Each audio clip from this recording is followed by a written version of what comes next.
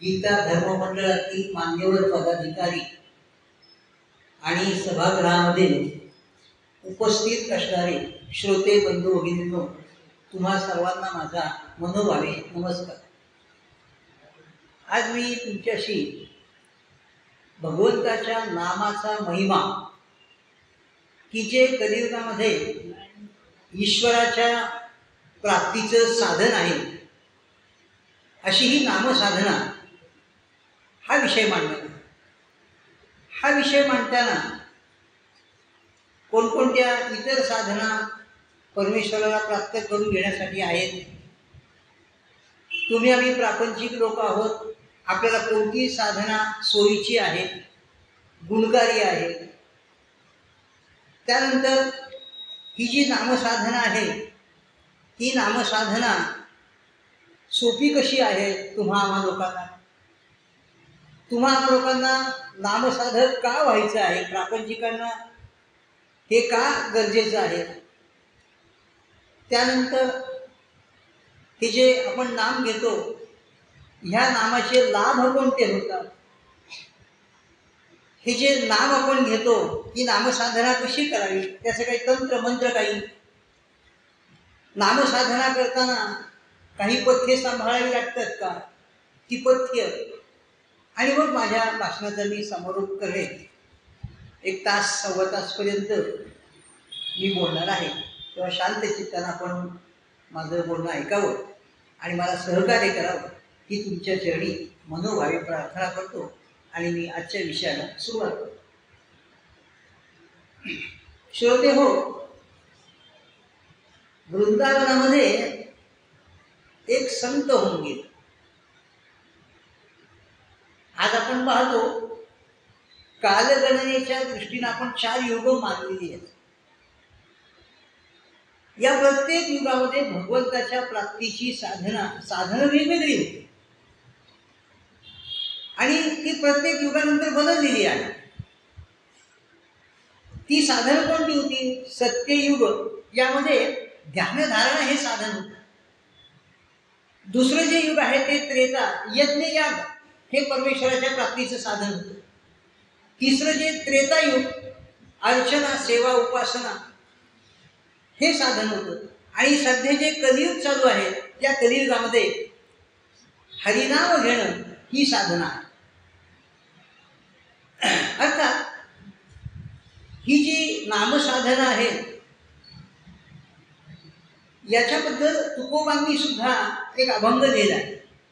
त्यामध्ये ते म्हणतात, लागोनिया पाया विनवितो तुम्हाला, करे टाळी बोला मुखी नाम, विठ्ठल विठ्ठल म्हणा वेळोवेळा, हा सुख सोहळा स्वर्गी नाही. कृष्ण विष्णू हरी गोविंद गोपाळ, मार्ग हा प्रांजळ वैकुंठीचा, सकळांशी येथे आहे अधिकार, कलियुगी उद्धार हरीच्या नामे, तुका म्हणे नामापासी चारी मुक्ती, ऐसे बहुत ग्रंथी बोलिये. आणि अशा प्रकारची ही नामसाधना कलियुगामध्ये आहे. आपण पाहतो की हे कलियुग केव्हा सुरू झालं. श्रीकृष्ण निजधामाला गेले आणि हे कलियुग सुरू झालं.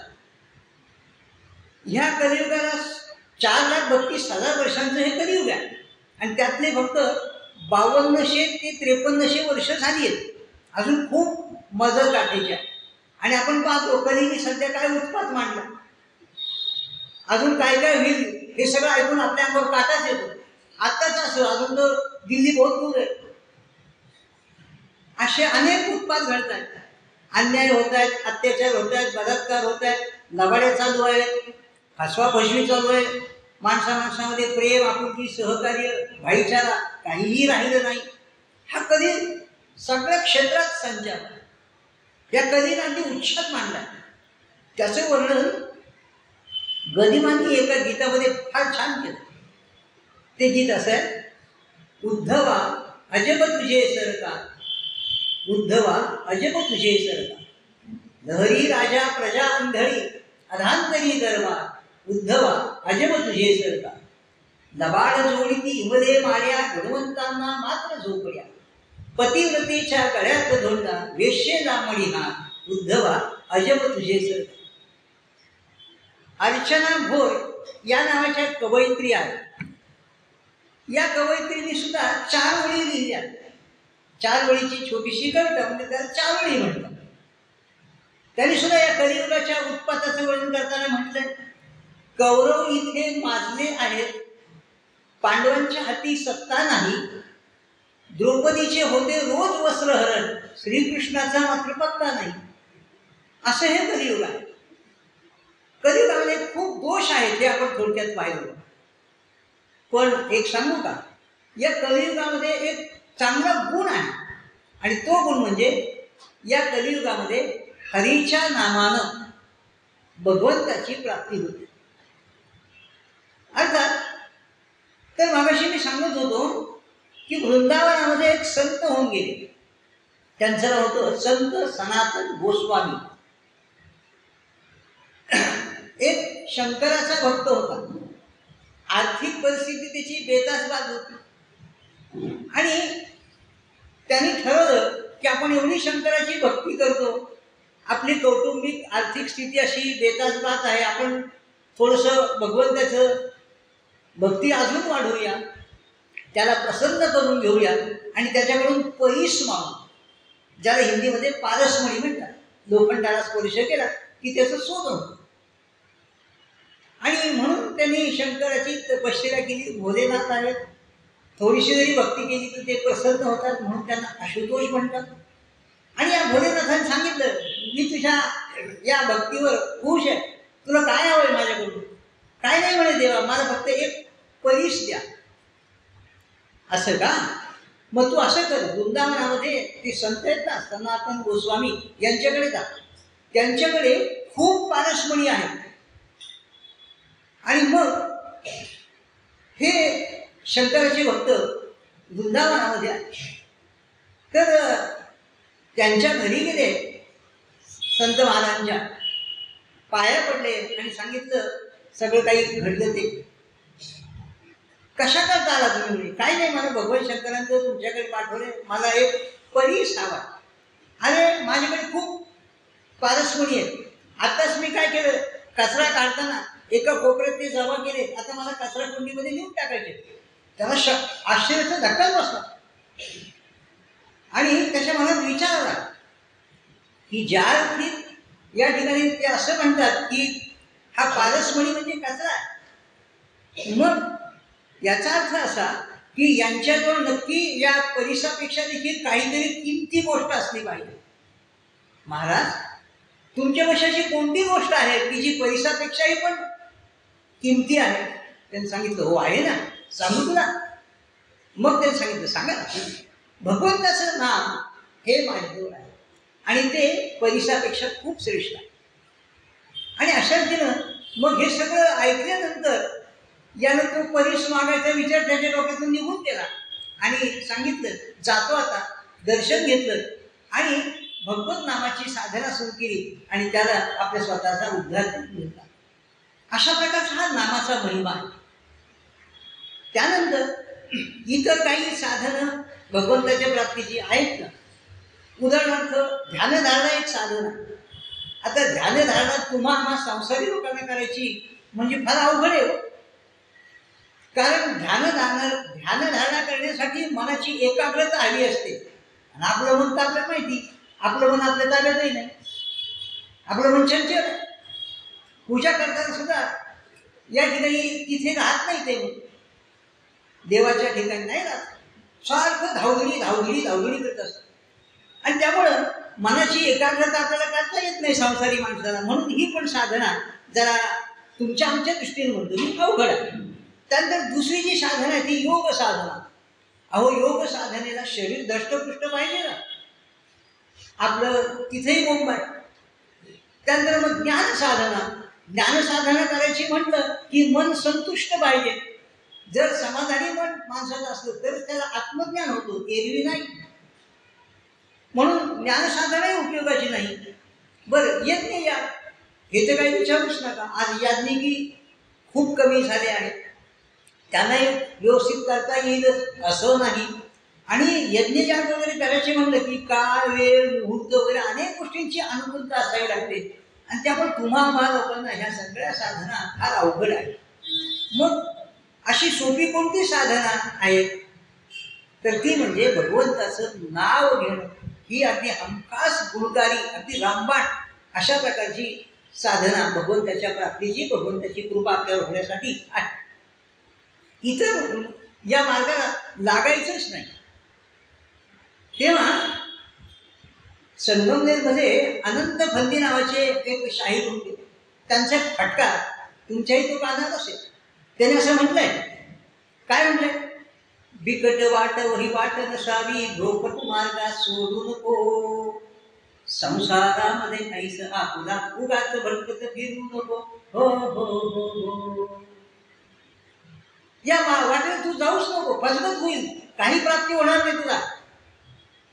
कारण आपल्या संसारी माणसांचं काय वैशिष्ट्य आपल्या सगळ्यांना माहिती आहे. आपल्याला संसार आवडतो, आपल्याला देव आवडत नाही असं नाही. आपल्याला देव आवडतो, देवाची भक्ती करायची वाटते, पण आमचा संसार चांगला व्हावा म्हणून एक फ्लॅट याचा 2 कधी होतील, 1 BHK 3 BHK कधी होईल, फॉर्च्युनर कधी येईल, BMW कधी, म्हणजे अशी आपली गोष्ट. तर अशा पद्धतीनं आपल्या सगळ्या इच्छा अशा असतात.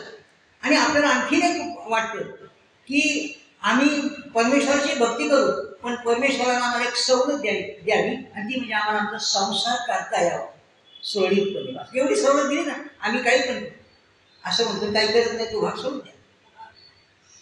तर अशा पद्धतीनं ही जी साधना आहे त्या साधनेबद्दल व्यासांनी सुद्धा दुसरा दिलाय. जसं तुकोबांनी दिलाय नामसाधनेला, तसं व्यासांनी सुद्धा दिलाय. व्यासांनी काय म्हटलं माहिती का, व्यासांचा एक श्लोक आहे. ते म्हणतात, हरे नाम हरे नाम हरे नाम एक केवलम. आणि पुढे ते म्हणतात, कलौ म्हणजे कलियुगाने कलौ नास्तैव नास्तैव नास्तैव गतीर अन्यथा. म्हणजे कलियुगामध्ये भगवंताची प्राप्ती करून घ्यायची असेल तर त्रिवार त्यांनी हा शब्द उच्चारला, हरीचं नाम हरीचं नाम हरीचं नाम. आणि पुढे काय म्हटलं, इतर साधन नाही नाही नाही, त्याच्याशिवाय कर्मोपाय नाही. म्हणजे त्यांनी पण दुजोरा त्या ठिकाणी दिलेला आहे. त्यानंतर महत्वाची पुढची गोष्ट म्हणजे अशी की इंग्लंडमध्ये विल्यम शेक्सपियर नावाचे कवी होऊन गेले, नाट्यकार होऊन गेले. त्यांचं एक प्रसिद्ध वाक्य आहे बरं का. ते असं म्हणतात, व्हॉट इज इन नेम, आणि पुढे क्वेश्चन टॅग प्रश्नचिन्ह. त्याचा अर्थ होतो नावात काय आहे. तर याचा अर्थ काय, नावात काही नाही. माता त्याच्या माताशी सहमत जर व्हायचं झालं, आपल्या आई वडिलांनी आपलं बाळ सोबत घातलं जाऊ, आपलं नाव घेणं म्हणून आपले सगळे व्यवहार सोडीत चालतात. जर नावच नसतं तर झालं असतं आपलं. त्यामुळं आपलं जे आपलंपण आहे ते आपल्या नावात आहे. आपल्याला दैनंदिन व्यवहार सुरळीतपणे आपल्या नावामुळं पार पाडता येतात, हे लक्षात. आणि एवढंच नाही तर पतिव्रता सुद्धा सौभाग्यवती सुद्धा एखाद्या कार्यक्रमाच्या निमित्तानं, मग लग्नाचा समारंभ असेल किंवा आणखी काय असेल, उखाणा घेतात. उखाण्यामध्ये कोणाचं नाव घेतात, आपल्या पतीचंच नाव घेतात, ऐकले नावाला म्हणून. तर अशा रीतीनं एक मात्र खरं की जर त्या पतिव्रतेनं उखाण्यात नवऱ्याचं नाव घेतलं तर तिला पतीचं ऐश्वर्य, पतीचं सगळं काही जे काही आहे, पैसा अडका प्रसिद्धी वगैरे सगळ्या काही गोष्टी मिळतात. तसंच जो नामसाधक आहे त्यानं जर भगवंताचं नाव घेतलं तर त्याला सुद्धा भगवंताचं ऐश्वर्य म्हणा किंवा जे काही त्याला पाहिजे असेल ते सगळं भगवंत देते. कारण भगवंताचं एक वैशिष्ट्य आहे, तो सगळ्यात जास्त भक्तावर फार खुश असतो. आपल्या रुक्मिणीवर सुद्धा खुश नाही. तू का पंढरपूरला रुक्मिणी मागे ठेवले, फार मागे ठेवले का, त्याचा सगळा जीव भक्तांच्यावर, योगी लोकांच्यावर नाही किंवा अजून कोणावर नाही, जपी तपी कोणावर, भक्त त्याला फार आवडतो. आणि भक्तावर तो खूप मेहरबान असतो, त्याच्यावर तो कृपा करतो. अशी ही नामसाधना जी आहे, ही नामसाधना जर करायची झाली तर ही नामसाधना खरं म्हणजे कोणी सांगितली बरं. सोपी तर आहेच, गुणकारी तर आहेच, कारण अनेक लोकांना त्याचा अनुभव आलेला आहे की आपण पाहणारच आहोत. पण हे नाम साधन हे आपल्याला संत परंपरेनं दिलेलं आहे. हे नामसाधन आपल्याला गुरु परंपरेनं दिलं आहे. आणि हे जे नामसाधन आहे ना, तुम्हा आम्हा लोकांना खूप सोपं आहे, सुलभ आहे. आणि एक लक्षात घ्या, गुणकारी आहे, रामबाण आहे. जसं एखादं औषध असतं, रामबाण औषध असतं, त्याचा प्रचार केला जातो, ते नसतं तो भाग सोडून द्या. पण तसं नाही, भगवंताचं नाम तसं नाही, ते अगदी गुणकारी आहे. तुम्ही नाम घ्या, तुम्हाला परमेश्वराची कृपा होईल. कारण भगवंत हा आपल्या भक्तावर खूप मेहरबान असतो. त्याची भक्ती त्याला फार आवडते. भगवंताला काही आवडते, त्याची भक्ती फार आवडते. आणि म्हणून तो कुठं असेल तर तो नेहमी कीर्तनामध्ये, कथेमध्ये, प्रवचनामध्ये नेहमी भगवंत असतो. तर अशा पद्धतीनं अशी ही नामसाधना गुणकारी आहे, हे लक्षात आहे. त्यानंतर हे जे नामसाधना करणारे लोक आहेत, मी सांगितलं की साधू संतांनी आपल्याला ही नामसाधना दिली, कारण त्यांनी नामसाधनेचा खूप प्रचार केला, उदो केला. नाम घ्या, नाम घ्या, नाम घ्या. अगदी हात जोडून, पाया पडून नाथांनी सुद्धा म्हटलंय, तर जोडू दे विनवितो तुम्हा, तुम्ही वासुदेव वासुदेव म्हणा. तेव्हा सगळ्या संतांनी हा आग्रह धरलेला आहे, नामसाधना करा.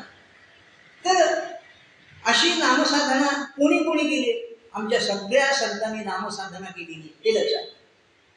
ध्रुव बाळाने केली, प्रल्हादानं केली, अजामिळानं केली, स्वतः शंकरानं सुद्धा केली. आता देव असून काही गरज आहे का त्याला? पण त्यांनी सुद्धा केली, करावी लागली. भगवानना, शंकरांना करायला लागली. कारण समुद्र मंथनातून जे हलाहल निघालं तेव्हा प्रश्न निर्माण झाला, हे हरण प्यायचे कोणी? देव बाजूला आणि राक्षसही बाजूला. शेवटी आमच्या भोलेनाथांना घ्यावं लागलं. आणि त्या हलाहलामुळं, त्या कालकूट विषयामुळं त्यांचा गळा काळा निळा झाला. मग त्यांना म्हणून नीलकंठ नाव म्हणायला पडलं. आणि मग त्यांनी अंगाचा दाह सुरू झाला. आणि मग काय करावं, तर त्यांनी प्रयत्न केला हा दाह करून. मग भाळावर चंद्रकोर काय धारण केली, जटेतून गंगामाईला काय काढलं, गळ्यामध्ये साप नाग असे काय घातले, फरक पडला. पण तरी पण दाह संपला नाही. आणि मग नारद मुनी सांगितलं, भोलेनाथा एकच मार्ग आहे, तुम्ही आता राम नाम घ्या. आणि रामनाम तुम्ही घ्यायला सुरुवात केली त्यांनी. आणि आपल्याला माहिती, भगवान शंकर नेहमी रामनाम घेत असतात, सतत रामनाम घेत असतात. आणि रामनामाच्या साधनेनं त्यांचा सगळा दाह हा कमी झाला. म्हणजे जिथं देवाला सुद्धा साधना करावी लागली, तर तिथं तुमच्या आमच्या जीवाची काय कथा आहे? आपल्याला तर ती करावीच लागणार.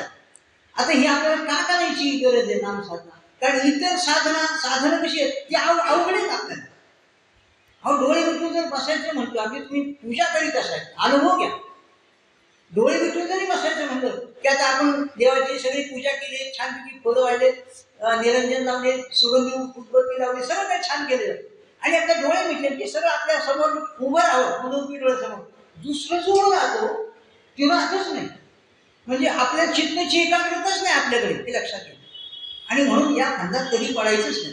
आपली नामसाधना ही खूप सोपी आहे आणि गुणकारी सुद्धा आहे. पार्वतीनं सुद्धा नाम घेतलं, नारद मुनी सुद्धा आपल्याला म्हणजे नारायण नारायण नारायण सारखं साधू असतं. गोपिकेने सुद्धा नाव घेतलं, गोपिकेने किती नाम घ्यावं भगवंताचं, खूप नाम घेतलं. आणि अशा रीतीनं वाऱ्यापळेनं घेतलं. वाऱ्यापळेचं आपल्याला माहिती, तर त्यांनी लोकांना अडवावं आणि लुटावं. एक मनुष्य मारला, त्याला लुटलं की एक खडा रांजणात टाकायचा, असे 7 रांजण त्यांनी भरून ठेवले. किती पाप केला असेल बाबा. आणि मग नारद मुनी आले, अडवलं त्यांना. त्याला काय तुमच्यावर काय माझं टाळ चिपले विना काय घे, हे नको मला मार पाहिजे. अरे बाबा, हे कशाला करतोस तू, हे पाप आहे, याची तुला शिक्षा भोगावी लागेल. कारण भगवान देत आहेत, 100 फाडके देत आहेत, हे सच आहे. मग भगवान देत आहे, तो थप्पड मार के देत आहे, हे पण खरे. पापी माणसाला तो सजा देतोच, सोडित नाही. कर्माची फळं भोगावी लागतात, कोणाला सुद्धा नाही. दशरथाला सुद्धा सावंतबाळाच्या आईवडिलांनी मला त्याला शाप दिला, हरखाला नाही. जिथे देवाच्या बापाला सुटका देते तिथे तू म्हणतो ही झाडकी पत्ती गाड्याने खसखस. तेव्हा अशा पद्धतीनं असं हे वाऱ्यापळानं मग शेवटी पाया पडला. कारण कुटुंबियांना विचार, मी हे सगळं पाप करतोय, हे पाप मला फेडावं नाही, मला कठोर शिक्षा देईल भगवंत, तुम्ही याच्यात सहभागी आहात का? सगळ्यांनी हात वर केले आणि सांगितलं तेवढं सोडून बुवा. जन हे दिल्या घेतल्याचे बा अंतकाळीचे कोणी नाही. आणि म्हणून शेवटी पाया पडला म्हणे मला जवळ याच्यातून वाचव. मग ते सांगितलं तू रामनाम घे. आणि मग त्यांनी रामनाम घ्यायला सुरुवात केली. 12 वर्ष त्यांनी रामनाम घेतलं. नारद मुनी निघून गेले. त्याच्या होती वारुळ तयार झालं. वारुळाचा संस्कृतमध्ये वाल्मिक हा शब्द आहे. आणि नंतर 12 वर्षांनी जेव्हा ते जात होते नारद मुनी, तेव्हा त्यांनी पाहिलं इथून आवाज येतोय काहीतरी. आणि मग त्यांच्या सगळं लक्षात प्रकार ते त्यांनी वारुळ फोडलं आणि तिथून तो वाल्या बाहेर आला. पण तो वाल्या नाही आला, तो वाल्मिकी. नामाची ताकद पाहिजे कशी, नामाचं सामर्थ्य पाहिजे कसं. वाल्याचा वाल्मिकी होत. आता हे कलियुग वाल्मिकीची वाल्या होऊन राहिले सध्या बघा. आणि आपल्याला असं वाटतं बीडमध्येच वाल्मिकी नाही, चौकड आहेत वाल्मिकी भरपूर येते. तर अशा जण असे हे वाल्मिकी यांनी रामायण लिहिलं. आणि आपल्याला माहिती की रामायण जेव्हा त्यांनी लिहिलं तेव्हा प्रभू रामचंद्राचा जन्मही झाला नव्हता. त्याच्यानंतर प्रभू रामचंद्र जन्माला आले. आणि जे काही घडलं ते प्रभू रामचंद्र रामायणात वाल्मिकींनी काय लिहिलं त्याप्रमाणे वागले. ही नामाची ताकद आहे, हे नामाचं सामर्थ्य आहे. कोळ्याची कीर्ती वाढविली गहन केले रामायण रामा, असं त्यांचं वर्णन या ठिकाणी केलेलं आहे. त्यानंतर आपल्याला हेही माहिती आहे की प्रभू रामचंद्रांनं जेव्हा सेतू बांधण्याचा निर्णय घेतला, कारण सीतामाईचं रावणाने पळून दिलं, श्रीरंगेत ठेवलं, हनुमंताने जसं सांगितलं. मग आता रामेश्वरला आले, तिथून त्यांना सीतामाईची सुटका करायची होती, त्याच्याशी युद्ध करायला लागणार होतं. हे सैन्य श्रीलंकेला न्यायचं कसं, मध्ये समुद्र. आणि मग शेवटी त्यांनी रामसेतू बांधायचा निर्णय घेतला. आजही तो आहे, पडक्यासारखी अवस्थेत आज आहे तो. आणि पाहिलं त्यांनी बघा, देवाच्या नावामध्ये देवाच्या जवळ एवढी ताकद नाही, एवढी देवाच्या नामामध्ये ताकद आहे. तेव्हा देवाच्या ताकदीचं देवाला सुद्धा अंदाज नाही. पण प्रभू रामचंद्रांनी हे काम पाहिलं की ही वानर मंडळी मोठमोठाने दगड घेतात, समुद्रामध्ये टाकतात, जय श्रीराम म्हणतात. आणि तो दगड करून त्यांना आकलून वाटलं, म्हणजे भगवंताला सुद्धा आपल्या नावाचा महिमा माहित नव्हता. आणि मग त्यांनी काय केलं, आपल्याला जमतं की काय करून करून पाहावा म्हणून काय केलं, ते थोडीशी बाजूला गेले. आणि त्यांनी काय केलं, छोटासाच खडा घेतला. आता त्यांनी आपलं नाव घेतलं, आपण आपलं नाव कशाला घ्यायचं, आपण स्वतःच आहोत. मग तू दगड टाकला, टाकला मिळालं काय, त्यांना खजीर झाल्यासारखं वाटलं बरं का. हे लोक नाव घेतात, त्यांचे मोठमोठे दगड टाकतात, आपण खडा टाकून लगेच पडा. दुसऱ्यांदा प्रयोग केला तोच प्रकार, तिसऱ्यांदा प्रयोग केला तोच प्रकार. प्रभू रामचंद्र इतके काही खजीर झाले, खूप लागल्यासारखं. आणि मग त्यांच्या मनात विचार आला की आपल्याला हे करताना कोणी पाहिलं तर नाही ना. आणि मग त्यांनी मागं वळून पाहिलं तर हनुमंत उभेच, हात सोडून उभे होते. अरे कधी आला, पहिल्या दगडाच्या वेळेला जातो म्हणे. म्हणजे कपाळ किती नामाचा महिमा. की मग हनुमंत म्हणजे बुद्धिमत्ता वरिष्ठम असं त्यांचं वर्णन केलं. त्यांनी सांगितलं देवा बरोबर आहे, तुम्ही ज्याला टाकाल ना त्याची दुर्गतीच ठरलेली आहे, आणि तुम्ही ज्याला स्वीकारला ना त्याला तुम्ही सद्गतीच मिळून द्या. हा त्याचा अर्थ. त्यानंतर आपल्याला गोंदवलेकर महाराज यांनी तर आपल्याला नामच सांगितलं, नाम साधना सांगितलं. गोंदवलेला रामाचं मंदिर आहे. एकदा महाराजांना ताप आला होता आणि त्यामुळं रामाची पूजा त्यांच्या हातून काही होऊ शक्य नव्हतं. म्हणून त्यांनी भाऊसाहेब केतकरांना सांगितलं, भाऊसाहेब तुम्ही आता पूजा करावं त्या रामाची, त्याला पारस नका. हो म्हणते.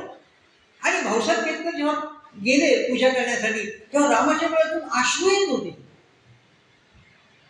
आणि मग त्यांनी पाहिलं काहीतरी पाणी पिणी उडाले असेल म्हणून एका स्वच्छ फडक्याने ते अश्रू पुसले, ते पाणी पुसलं. दुसऱ्यांदा तोच प्रकार, तिसऱ्यांदाच तोच प्रकार. मग त्यांच्या लक्षात आलं की पहा महाराजांच्या हातून आपली पूजा होत नाही याचं आम्हाला दुःख दुःख झालं, त्यांचं अंग तापानं फणफणले, म्हणून त्यांना दुःख झालं, म्हणून ते रडतात. म्हणजे रामनामाची ताकद पहा कशी असते. त्यांच्या आईचं नाव गीता. 4-5 महिन्याचेच महाराज. आईने आपल्या बहिणीला बोलून घेतलं, सांभाळा, याचं सांभाळण्यात मदत करायची. आणि मग एक दिवशी असंच घडलं, 4-5 महिन्याचे असतं ना, त्याला नाव मागू घातलं, पाजलं आणि बहिणीने सांगितलं त्याला पाण्यात टाकून झोका दे. झोका दिलं, लगेच महाराज भटकन झोपले. आणि नंतर ती बहीण पण इकडे तिकडे गेली आणि नंतर तिथे तिला आवाज आला. महाराज ज्या खोलीत झोपले तिचा आवाज आला, म्हणून ती पाहायला गेली. तर तिथून श्रीराम श्रीराम श्रीराम असं देवाचं नाव ऐकलं आणि पाहते ते हे 4-5 महिन्याचं बाळ नाव घेत. लक्षात घ्या ना, या जनाबाईच्या गोड्या विठ्ठल विठ्ठल म्हणत होत्या. या विसोबा चोगाड्याची हाडं विठ्ठल विठ्ठल म्हणत होती. आपलं तोंड काही देवाचं नाव घेत आणि देवाचं नाव घेणं आपल्याला काय आवश्यक आहे कधी का. याचं कारण सांग. याचं कारण असं आहे की तुमचं आमचं हे जे मानवी जीवन आहे ना, हे क्षणभंगूर आहे, नश्वर आहे. याचा काही भरोसाच नाही, कोणाचं कधी काय होईल. कल क्या हो किसने जाना, किसने दे नाही जाना, पाण्याचा बरोबर आहे. दुसरी गोष्ट, हा मनुष्य देह जो आहे ना, तो दुर्लभ आहे, 84 लाख योनीनंतर मिळालेला आहे. आणि तिसरी महत्वाची गोष्ट, हा मानवी देह आपल्याला भगवंताच्या प्राप्तीसाठीच मिळाला आहे. आपण पाहतो शाळा कॉलेजामध्ये आपली मुलं नातवंडे जातात, तिथं गेल्यावर त्यांनी शिकण्याचं सोडून बाकीचंच केलं, त्यांचं वाटवा नाही माहिती का. तसंच आपण संसारामध्ये इतके काय अडकून बसतोय त्या विकारामध्ये, वासनांमध्ये, की आपल्याला देवाची आठवणच होत नाही. विसरून गेलो देवाची. आणि मग काय होतं, आपलं वाटवं चुकलं. कसं वाटवं आपलं होतं. अहो आला प्राणी जन्म आला, गेला गेला बापुडा गेला. अशा आपली पद्धत. किती वेळा जन्म यावे, किती व्हावे कधी. मग आईवडील मुलाला समजून सांगतात, शिक्षक विद्यार्थ्यांना समजून सांगतात, संत तसे तुम्हा आम्हाला समजून सांगतात की असा तो जन्म वाया घालून होतोस. हा मानवी देह हा खूप पुण्याईनंतर तुला मिळालेला आहे, दुर्लभ आहे. ईश्वराच्या प्राप्तीसाठीच तो केला आहे, तुला मिळाला आहे. आणि तू ईश्वराच्या प्राप्तीसाठी नाम साधना कर आणि परमेश्वराला प्रसन्न करून घे आणि जन्ममरणाच्या फेऱ्यातून सुटका करून घे.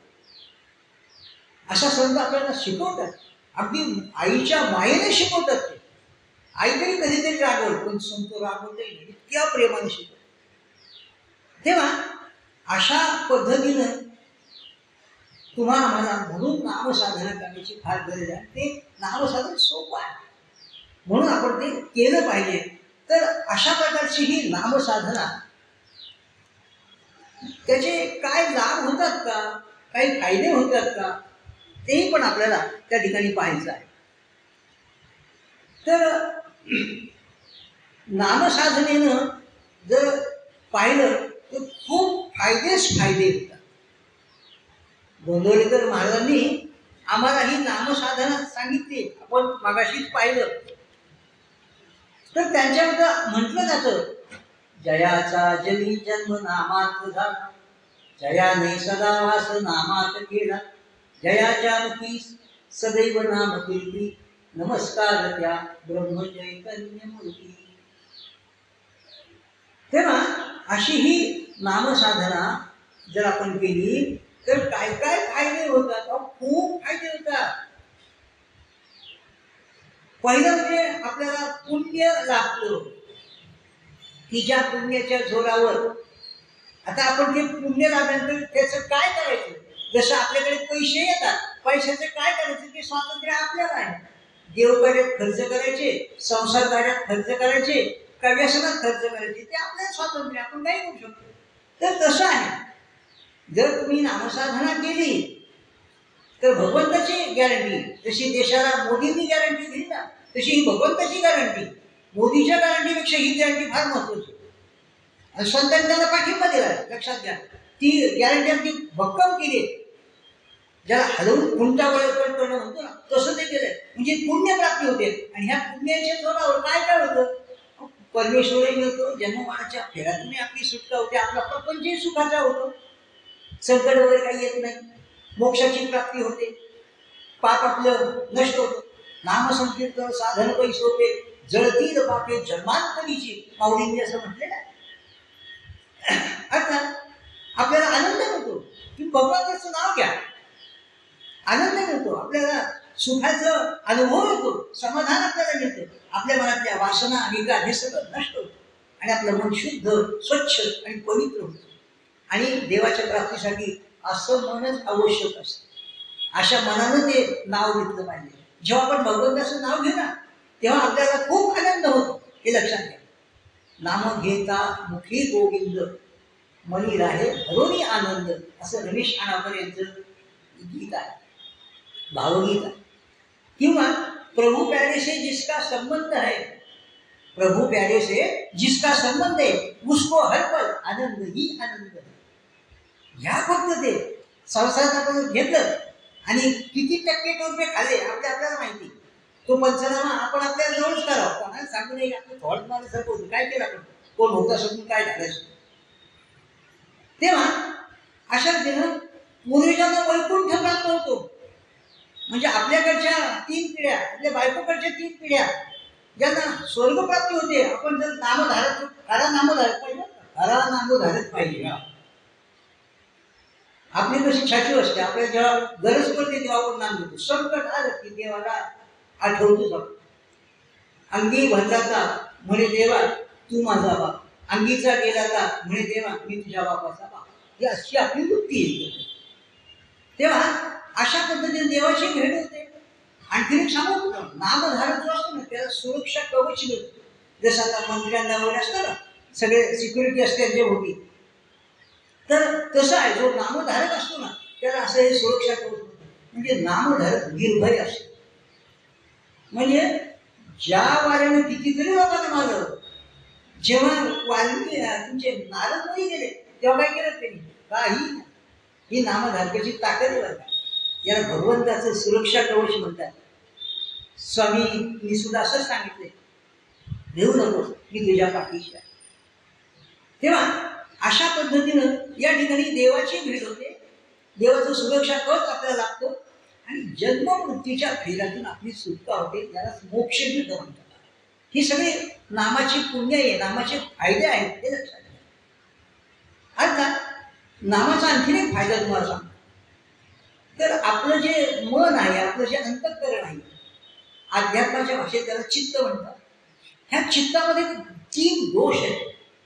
कोणकोणते दोष आहेत? एक मन दोष आहे म्हणजे पाप. दुसरा जो दोष आहे त्याला आवरण म्हणतात, म्हणजे मनाची चंचलता. आणि तिसरा जो दोष आहे त्याला विक्षेप म्हणतात, म्हणजे अज्ञान. जसं अज्ञान म्हणजे कोणतं, आपल्याला मनुष्य जन्म मिळालाय भगवंताच्या प्राप्तीसाठी आणि आपण भगवंताच्या प्राप्तीसाठी काही न करता संसाराच्या प्राप्तीसाठी, संसार काहीतरी मरतो, आपली बरोबर करतो. हे अज्ञान आहे. आपण त्याच्यासाठी संसार करण्यासाठी आलोच नाही आहोत. किड्या मुली सुद्धा अशा प्रकारे संसार करतात, मग त्यांच्या नामात काय फरक राहिला. आपण संसार करण्यासाठी आले नाही. हा, साईड बाय साईड तुम्ही परमार्थ करताना संसार करा, नाही असं नाही, पण आपण निर्मुक्त त्यालाच विसरलो आणि संसारात इतके मग्न झालो की शेवटी मग जेव्हा यमदूत येतात मग तेव्हा याची फार वाईट परिस्थिती होती. अशा माणसाचे प्राण जाताना 9,000 इंगळ्यात असल्या इतक्या वेदना त्याला होतात, असा आपला अध्यात्म सांगतो. आणि जो नामधारक असतो त्याला मरण सुद्धा खूप चांगलं येतं, सहज मरण येतं. तर अशा हे मग नाम कसं घ्यावं, नाम कसं घ्यावं याचं सुद्धा एक तंत्रमंत्र आहे. तर हे जे नाम आहे ना, हे लक्ष देऊन घ्यावं, ध्यान एकाग्र करून घ्यावं, श्रद्धेनं घ्यावं, प्रेमानं घ्यावं, भक्तिभावानं घ्यावं. थोडक्यात बेंबीच्या देठापासून घ्यावं. आपण बेंबीच्या देठापासून संसार कसा करतो तसंच. संसारासाठी इतकी आपण मरतो ना, कधी काही प्राप्ती होत नाही. ती त्याच्या 10-20% जरी परमार्थात केलं तरी खूप काही प्राप्त होतं. तेव्हा अशी ही नामसाधना आहे. ही नामसाधना करताना आणखीन एक गोष्ट आहे, आणि ती म्हणजे आपण जेव्हा नाम घेतो तर पद्मासन घालून बसणं, त्यात अर्धवट डोळे मिटणं, आपल्या दोन्ही भुवयांच्या मध्ये आपलं लक्ष केंद्रित करणं, श्वासावर लक्ष ठेवणं, जिभेने नामाचा उच्चार करणं, असं हे नामसाधन झालं. आणि असं जेव्हा नामसाधन तुम्ही कराल ना, तेव्हा तुम्हाला त्याची अनुभूती यायला लागते. उगच सांगितलं यांनी 4 माळा ओढा, 2 माळा ओढा, आपला भाडा ते कोणी तुटते का इतक्या वेगात उडीतो, लक्षही नसतं, त्याचं लक्षही नसतं. कबीराला फार छान दोहा दिला का, तो दोहा असा आहे, माझा करणे फिरे, हातात माळ फिरत राहते, जीभ फिरे मुख माई, जीभ आपली आतल्यात फिरते, याचं नाव घेत घेत मनवा तो दशदिशा फिरे, कबीर येतो स्मरण नाही. कबीर म्हणतात याला स्मरण नाही म्हणतात, याला नामसाधना म्हणत नाही. म्हणजे अशा पद्धतीने ही नामसाधना करावी लागते. मग तो तुमच्या देव आपल्या डोळ्यासमोर उभा राहतो, आणि मग या ठिकाणी त्याची कृपा आपल्यावर होऊ लागते. तर अशा रीतीनं या ठिकाणी अशी ही नामसाधना एकदम सोपी अशा प्रकारची आहे, सुलभ अशा प्रकारची आहे, गुणकारी अशा प्रकारची आहे. मग ही जी नामसाधना आपण करतो यामध्ये काही काही गोष्टी एक लक्षात घ्या. आपण नामसाधनेला जर सुरुवात केली तर आपल्या हे लक्षात पण येते की आपण आज संसार केला, प्रपंच केला, त्याच्या मायेत अडकून बसलो. तुकोबांचं एक अभंग आहे, आवा गेली पंढरपूर आवेशी पासून आली ना, तसं तुम्ही आम्ही अडकलो. ती आवा नाही, आपणच येत. त्या आवाचं वर्णन केलं ते सगळं आवाजाला लागू होते. अगदी तसं संसारात आपलं मन अडकलेलं आहे. मी जायला निष्ठा तयारच नाही, इतकं आकर्षण आहे. संसार म्हणजे मॉल आहे, मॉल. बायकांना मॉलमध्ये जाणं, विशेषतः हल्लीच्या पोरींना खरेदी करणं, वा त्यांना देऊ नाही लागत. मॉलमध्ये खरेदी करायला नवऱ्याने कारण दिलं, बस खुश. तर अशा तिथं मॉलमध्ये गेलो, काय घेऊन, किती घेऊन, कसं घेऊन, काय काय घेऊन. तसंच संसारामध्ये तुम्हा माना होतो. हे काही इतकं विषयाचं वेगवेगळं आकर्षण आहे ना, तिकडे जा तिकडे जा तिकडे जा. आपल्याला जीवाचे वैशिष्ट्य आहे. तुम्हाला सांगतो, जीवाला सुखच हवं, रोज नवं सुख हवं, हे आणखी वाईट नाही. म्हणजे अशा जीव इतका आपला विचित्र येतो. तर अशा रीतीनं आपण या मायेमध्ये अडकून बसलो, दुसरं काय नाही. या विकार वासनांच्या विळख्यामध्ये आपण अडकून बसलो, या चक्रव्यूहातून आपण अडकून बसलो. आणि या चक्रव्यूहातून बाहेर पडण्याचा एकमेव मार्ग म्हणजे तो भक्त भगवंताचं नामस्मरण. आणि म्हणून तुकाराम महाराज म्हणून गेले, उठा उठा साधू संत, साधा पुराले हित, जाईल जाईल हा नर देह, मग कैसा म्हणतो. तुम्हाला भगवंताची प्राप्ती होणार नाही जर तुम्ही असा जन्म वायात घालवला. किती वेळा जन्म आहे, किती व्हावे फजी. किंवा कबीरा साहेब दोहा आहे, कहत कबीरा सुन भाई साधू, बार बार नाही आना, अपना हित कछु कर दे प्यारे, अखिर अकेला जाना. कबीराला सुद्धा हेच म्हणते. म्हणजे संतांनी आपल्याला खूप सांगितले, समजून सांगितले, पण आपली प्रतीत आहे, हम नाही सुधरेंगे. एवढे टक्के 2 रुपये खातो तरी सुधरत नाही. काय करावं जीवाला. संत सुद्धा ते शेवटी वाईट पण गेले. तेव्हा अशा पद्धतीनं माया म्हणजे नेमकं काय आहे, ती शेवटी काय येते, वेशीपर्यंत जाते आणि ती परत मागे येते. का संसाराची माया तिला ओढून आणते. माया म्हणजे आपण आपल्याला आपल्यातच हरवणं, त्याला माया म्हणतात. आपण संसारात हरवून बसलो, आपण संसारात हरवून बसलो आणि आपण कोणाचा शोध घेतोय, देवाचा.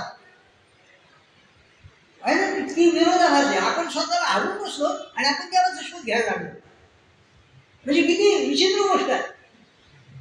मग अध्यात्म कशाला म्हणायचं, कामसाधना कशाला म्हणायचं, परमार्थ कशाला म्हणायचा, तर आपण आपल्याला आपल्यातच गवसलो, याला म्हणायचं अध्यात्म, याला म्हणायचं परमार्थ.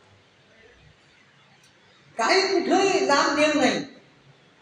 शोधिशी मानवा रावळी मंदिरी, नांदतो देव हा, आपल्या हृदयात, आपल्या अंतःकरणामध्ये देवा. कुठे शोधिशी रामेश्वर, कुठे शोधिशी काशी, हृदयातील भगवंत राहिला हृदयात उपाशी. आणखीन एक सांगतो, आपल्या जवळ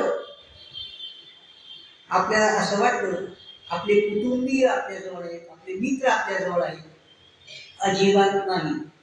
जन फळ बल म्हणतील हाय हाय, मी जाता राहील कार्य काय. रामकृष्ण आले गेले त्यावेळेस बघा वसूच पडले. तेव्हा असं आहे, आपल्या इथं कोणी नाही म्हणून तुकोबा म्हणतायत, आग्रह करून म्हणतात, जोडून म्हणतात, नको नको म्हणा गुंतू माया गाडी, काळ आली जवळी, काळ आला जवळी ग्रासा. आता तू हरिनाम घे, भगवंताचं नाव घे, तातडी कर आणि त्याची कृपा हो. खरा जो भक्त असतो ना, त्याची 4 सूत्र असतात बघा. काय असतात? पहिलं सूत्र असं त्याचं आहे की मी देवाचा आहे. आपण संसाराचे भक्त आहोत, आपण म्हणतो मी संसाराचा आहे. आणि खरा जो नामसाधक असतो तो म्हणतो मी देवाचा आहे. दुसरं, देव माझा आहे, देव माझा आहे. तिसरं तो म्हणतो माझं काहीही नाही. आपण सगळं आवडू करू, आपली वल हाव हाव संपायलाच तयार नाही. अभी न जाओ छोड़ के कि दिल अभी भरा नहीं. कधी ते काढणार तुमचं म्हणजे ते तुम्ही सुद्धा पाहिल्यानंतर मी आलो. तर अशा तुझं मी माझे काहीही नाही. आणि चौथी गोष्ट, मला काहीही नको. खरा जो भक्त आहे ना, तो देवाला काहीच मागत नाही. लक्षात घ्या, तुकोबा जेव्हा जायचे पंढरपूरला तेव्हा विठोबा डोळे खाली झाकायचे, तुकोबाच्याकडे डोळ्यात पाहत नव्हते. का? हा माझा भक्त आहे, त्यानं माझे खूप ऋण केले, मागायलाच तयार नाही. आणि आपण आपली भिकाऱ्यासारखी आपली यादी चालूच, हे घे ते घे ते घे ते घे सारखं मागतच राहतो. तेव्हा अशा पद्धतीनं या ठिकाणी ही 4 सूत्र असतात. खरा भक्त काहीही मागत नाही, तो देवाला काहीही मागत नाही. आणि आणखी एक सांगू का, तो देव सुद्धा त्याला काही कमी पडू देत नाही. हेच का, एवढंच करा, तो देव त्या खऱ्या भक्ताला काहीही कमी पडू देत नाही, हे लक्षात. तेव्हा अशा रीतीनं हे जे भगवंताचं नाम आहे हे खूप गोड आहे. नामदेव महाराज म्हटले, अमृताहुनी गोड नाम तुझे देवा, मन माझे केशवा का बा न घे. इतकं गोड आहे, अमृतापेक्षा भगवंताचं नाव गोड आहे. पण आपलं मन घ्यायला तयार होत नाही ना. व्हायचं कारण आहे, जसं आपल्याला 7-8 दिवस चांगला ताप आला, नंतर ताप कमी झाला की आपल्याला अन्न गोड लागत नाही का. आजारी माणसाला ताप येतो आणि ताप गेल्यानंतर अन्न काही दिवस गोड लागत नाही. तर तसे तुम्ही आम्ही भवरोगी आहोत, आपल्याला भवताप झालाय. भव म्हणजे संसार. या आपण भवरोगी आहोत, आपल्याला भवताप झालाय आणि म्हणून आपल्याला देवाचं नाव गोड लागत नाही, हा त्याचा अर्थ आहे.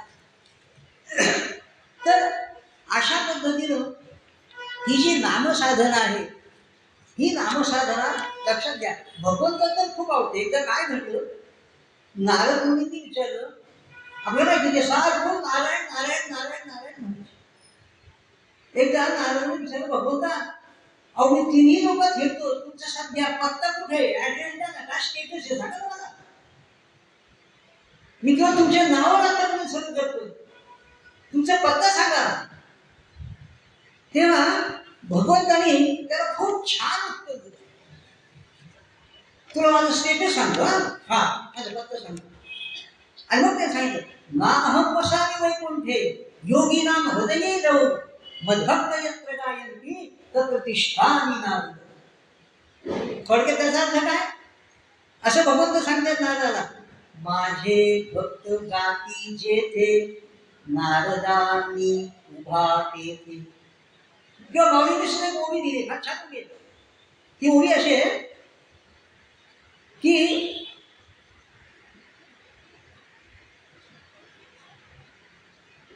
मी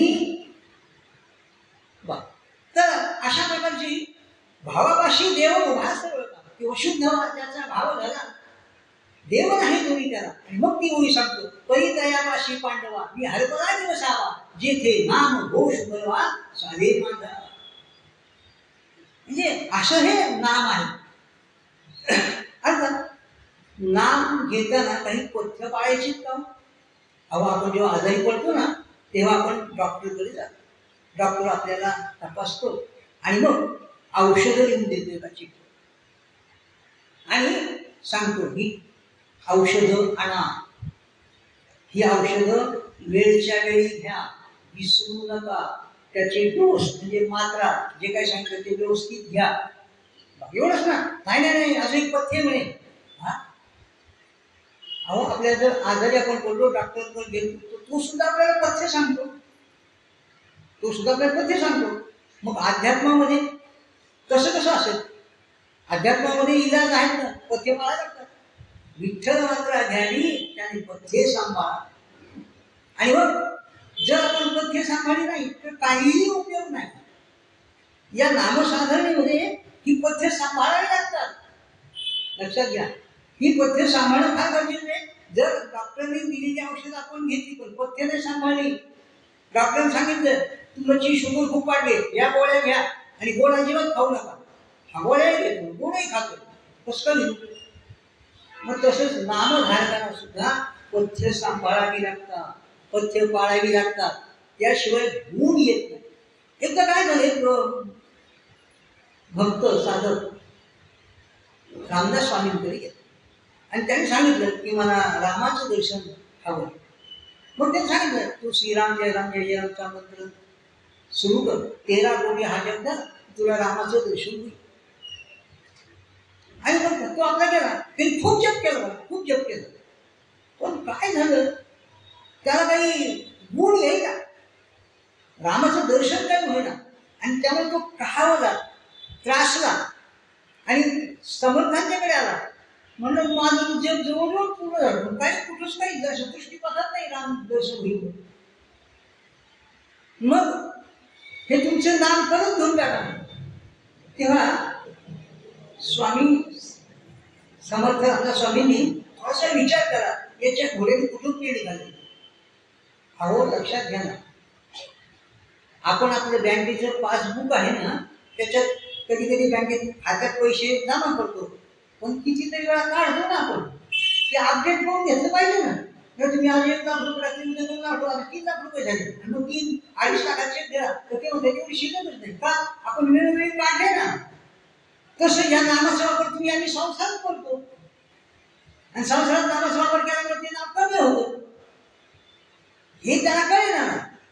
मग त्याने सांगितलं की ठीक आहे, तुला रामाचं दर्शन झालं ना तर माझं नाव मला परत देऊन टाक. आणि मग त्याने काय केलं, आपल्या कमंडलूतलं पाणी त्याच्या मुखामध्ये टाकलं आणि सांगितलं गुळ टाकव आणि हे नाम उच्चार. त्यांनी गुळणा केला, ते नाम उच्चारून खायचं, खडकावर तो गुळणा लागला, तिथे उठलो श्रीराम जय राम जय जय. म्हणजे अशी परिस्थिती आहे बघा ह्या नामाची. आणि म्हणून नाम सदा बोलावे, घ्यावे गावे, जनाशी सांगावे, हाची बोध गुरुचा, नामा बोलते सत्य नामा. नामाला बाहूनच घेतलं पाहिजे. आपण जर देवाच्या दिशेने 1 पाऊल टाकलं ना तर तो 4 पाऊल आपल्याकडे टाकतो, हे लक्षात घ्या. आपण जर झोपून देवाचा जप केला ना तर तो देव आपल्यापाशी बसून राहतो. आपण जर बसून जप केला ना तर देव आपल्यापाशी उभा राहतो. आपण जर उभा राहून जप केला ना तर देव आपल्या भोवतीच फिरतो. आपण जर नाचून जप केला तर देव आपल्याला मिठीत घेतो. आणि आपण जर समरण झालो, आपलं देहभान हरवलो, तो आपल्याला उचलून घेतो. अजून काय पाहिजे? इतर कोणी उचलून घराबाहेर फेकून देण्यापेक्षा हे चांगलं ना. तर अशा रीतीचं हे नाम आहे, हे लक्षात घ्या. आणि असं हे नाम त्याचं असं वर्णन केलंय, जयाचे निनामे महादोष जाती, जयाचे निनामे गती पारिजेती, जयाचे निनामे घडे पुण्य सेवा, प्रभाते मुनी राम चिंतित जावा. ही नामसाधना सदैव करायची असते. आपल्याला माहिती का कुंतीला भगवंताने असं सांगितलं होतं, हे सगळं युद्ध वगैरे सगळं राज्य वगैरे आम्हाला पांडवांनी मिळालं, कौरव सुटले. आणि नंतर मग भगवान कृष्ण कुंतीकडे गेले आणि सांगितलं की आता मी द्वारकेला चाललो. आत्याच होती त्याची. अगं आत्या तू आयुष्यभर खूप खस्ता काढल्या, खूप दुःख होते, आता तुला काय हवं माझ्यापासून सांग, माग माग.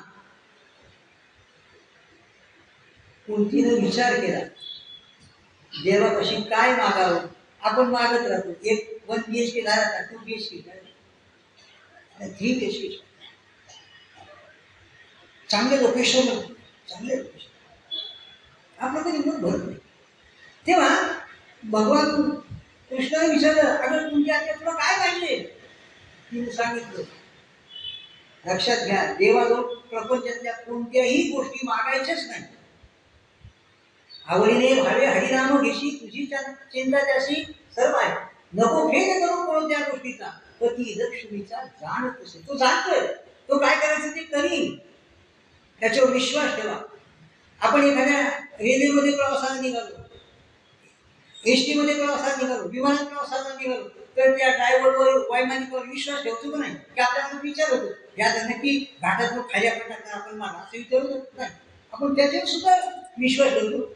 आणि जगाच्या नायकांचा विश्वास नाही, त्याच्यावर मी विश्वास ठेवीत नाही.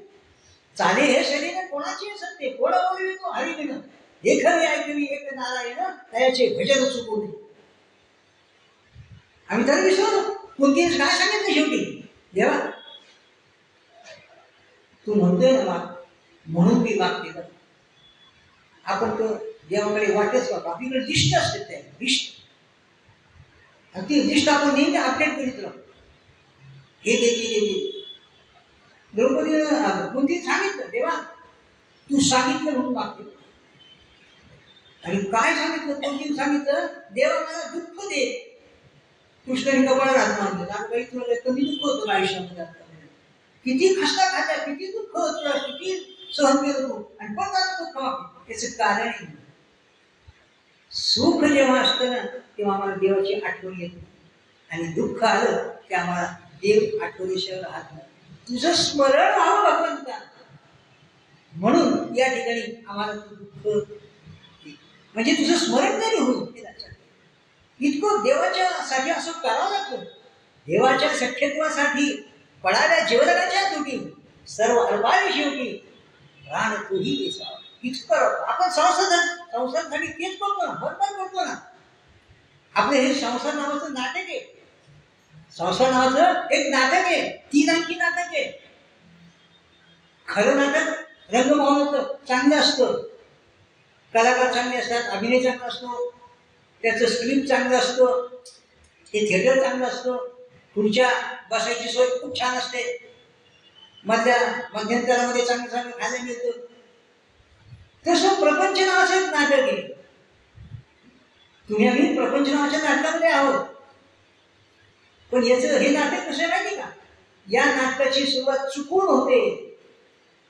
तुमचं आमचं हे जे प्रपंचाचं नाटक चालू आहे ना, याची सुरुवात चुकून झाली, आणि आणखी पुढचं वाक्य आहे, शेवट पाहण्याजोगा नसतो. हे लक्षात, अशी आपली परिस्थिती आहे. आणि म्हणून नामस्मरण सतत घ्या, सतत घ्या, सतत घ्या. म्हणून समर्थ म्हणले, सदा सर्वदा येऊ तुझा नाम, तुझे कारणी देह माझा म्हणावा. आपण संसाराच्या कारणामध्ये देह पाडतो आपला, पाडतो की नाही. देवाच्या कारणी नाही पाडत. अहो येता जाता उठत बसता कार्य करिता, जनी देता घेता वदनी वदता ग्रास पिळिता, घरी दारी शय्येवरी रती सुखाचे अवसरी, समस्तांची लज्जा त्यजुनी भगवत चिंतन करी. तेव्हा अशा प्रकारचा हा प्रपंच आहे तुमचा आमचा. याच्यामध्ये आपण चक्रव्यूहासारखे अडकून बसलेलो आहोत. जेव्हा आपण आईच्या पोटात असतो, 9 महिने 9 दिवस भयंकर प्रतिकूल परिस्थितीमध्ये आपला जीव हा त्याची दमछाक झालेली असते. सुटका होण्यासाठी तो प्रयत्न करतो आणि भगवंताची तो नामसाधना सुरू करतो आणि सांगतो मला याच्यातून सुखरूप बाहेर काढ, की तुला कधीही विसरणार नाही. आणि मग त्या आईची डिलिव्हरी व्यवस्थित होते, हे बाळ सुरक्षित त्या ठिकाणी जन्माला येतं आणि नंतर मात्र हा विसरून आपण देवाला फसवतो. तर एकमेकांना काय करीत नसतं. ही देवाशी चिटिंग आहे. देवाला फसवणं हे चांगलं नाही. एक वेळ माणसाला नाहीच फसवणं, ते एक वेळ क्षम्य आहे. देवाला नाही. देवाच्या व्यवस्थेला फसवू नये. देवाच्या व्यवस्थेवर विश्वास ठेवावा, श्रद्धा ठेवावी, हे लक्षात घ्या. काम करते चलो, नाम जपते चलो, कृष्ण गोविंद गोपाळ गाते चलो. आयुष्यामध्ये हेच करायचं. कुठेही पण नाम घ्या. कारण नामाला हा पुरुष तो स्त्री, हा या जातीचा तो त्या जातीचा, काळ वेळ काही नाही. अहो देवपूजा करायची काम ओळखायला ना आपल्याला, तर शिकवतो आपण देवपूजा. पण नाम साधण्याला काहीच पथ्य नाही. ही नाम सगळाशी ते आहे अधिकार, कलियुगी उद्धार हरीच्या नाम. अजून काय साधत पाहिजे आपल्याला? पूर्ण या ठिकाणी आपल्या मनासारखं सगळं हे नामसाधना करता येईल. पण आपण काय होतो, आपण हे सगळं याच्यामध्ये आलो. आणि आणखी सांगतो की या वामन पंडितांचा एक श्लोक आहे. तो श्लोक असा आहे, नाम कसं असतं बघा तुम्ही.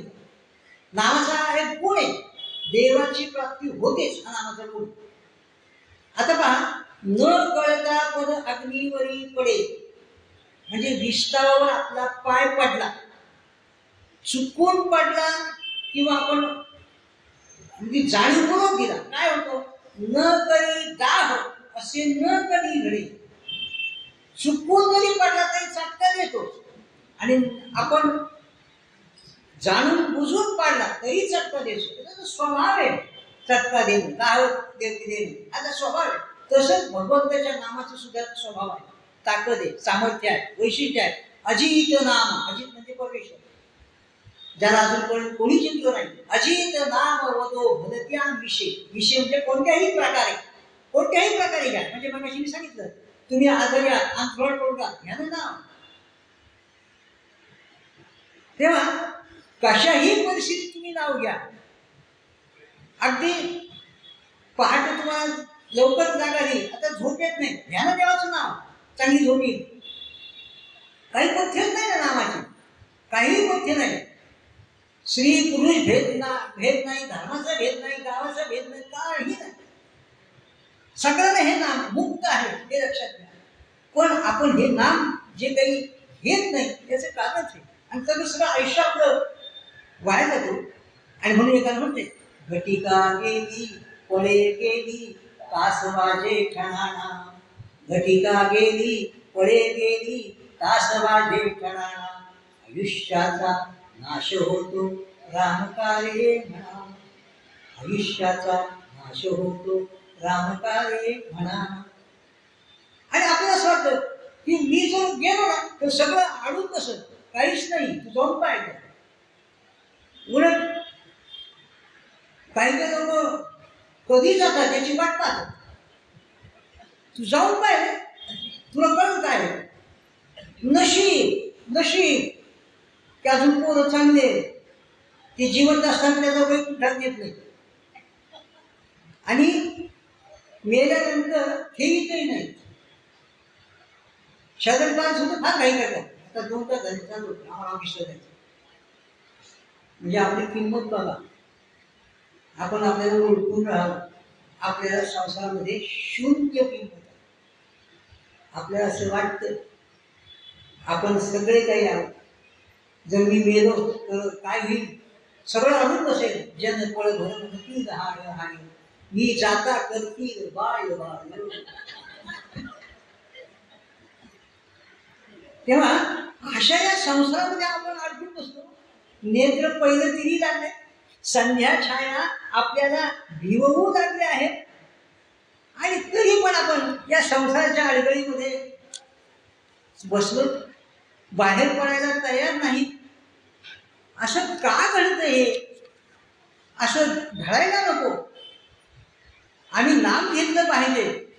आणि म्हणून ही जी नामसाधना आहे, अनेक लोकांनी नावं घेतले आणि त्यांचा उद्धार झाला. आम्ही कोणावरही विश्वास ठेवतो. लक्षात घ्या, नाव घेताना आमचा संतांवर विश्वास असला पाहिजे, देवावर विश्वास असला पाहिजे, वेदवचनावर विश्वास असला पाहिजे, शास्त्रवचनावर विश्वास असला पाहिजे. यांना सगळ्यांना स्मरून आपण जर नामसाधना केली ना, अजिबात वाया जात नाही. आणि म्हणून आपल्याला जर असं वाटत असेल की आपल्या संसार नावाच्या नाट्याची सुरुवात ही चुकून झाली आहे आणि शेवट सुद्धा पाहण्याजोगा या ठिकाणी नाहीये, तर अशा वेळेला हाच एक मार्ग आहे. दुसरा कोणताही मार्ग या ठिकाणी नाही. आणि तो मार्ग म्हणजे मनुजा ले हरी कान, मनुजा ले प्रभु कान, तेरे बनेंगे बिगड़े हुए काम, मनुजा ले हरि का नाम, मनुजा ले प्रभु का नाम.